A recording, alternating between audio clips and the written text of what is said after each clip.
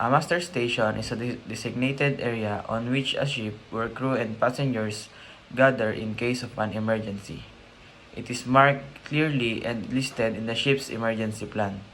Master stations are typically equipped with emergency equipment such as life jackets, survival suits, and life rafts. The location and assigned duties for each crew members are detailed in the ship's master list. B. Emergency procedures. Number 1. Fire alarm. The signal of fire alarm is continuous ringing of the ship's bell or alarm, sometimes accompanied by the ship's whistle. The procedure of fire alarm is number 1. Crew member must report to their assigned fire stations, and number 2. Fire teams assess and respond firefighting equipment. Number 3. Non-essential personnel muster at designated stations. Number 4. Fire containment measures are implemented like closing fire doors, ventilation shutdown, and etc. And number 5. If the fire is uncontrollable, the captain decides on further actions including potential evacuation or man overboard. Number 2. General alarm. The signal of general alarm is 7 short blasts followed by 1 long blast on the ship's whistle and alarm system. For its procedure is number 1. All crew and passengers report to their designated master stations. Number 2. The emergency is assessed and crew members follow their assigned duties. Number 3. The captain or officer in charge gives further instructions. Abandon ship alarm. The signal of abandon ship alarm is verbal order from the captain after the general alarm has sounded. For the procedure, number 1. All personnel must ready to wear their life jackets and survival suits. Number 2.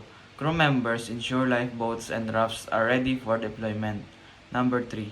Evacuation is carried out under the command of the captain and officers. Number 4.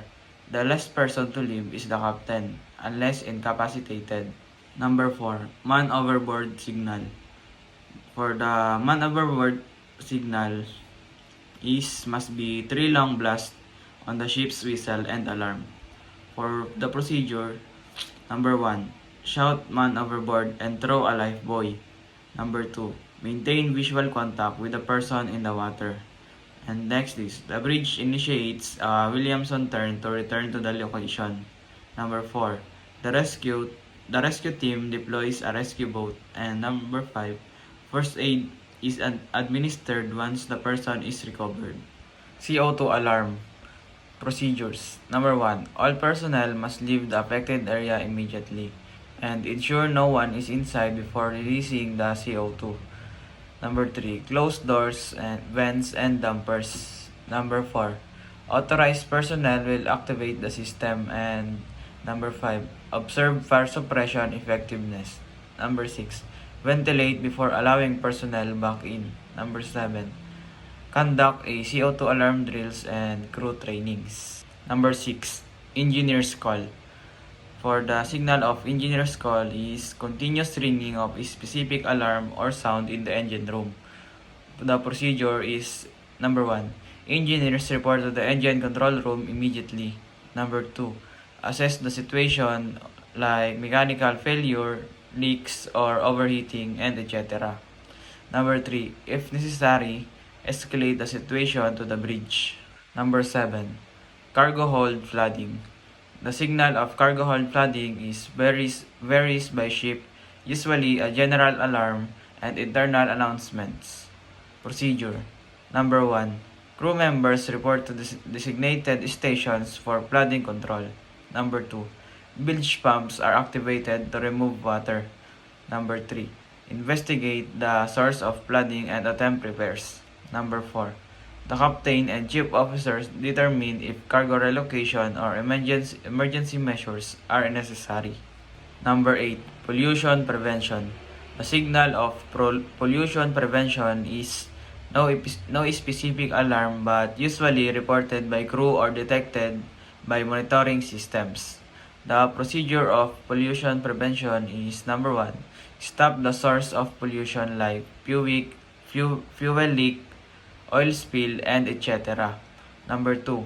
Activate the ship's shipboard oil pollution emergency plan or SOPEP. Number 3. Deploy spill containment equipment like booms and absorbents. Number 4. Report the incident to the authorities as per MARPOL regulations. Number 9. Engine room flooding. For the engine room flooding signal is general alarm or emergency announcement. The procedure is number 1. Engineers and emergency teams assess the damage. Number 2. Bilge pumps and emergency drainage systems are activated. Number 3. If flooding is uncontrollable, abandon ship procedures may be initiated. C. Importance of training and drills. The importance of training and drills on board are essential for ensuring crew preparedness, enhancing emergency response efficiency, minimizing risk, and complying with maritime safety regulations.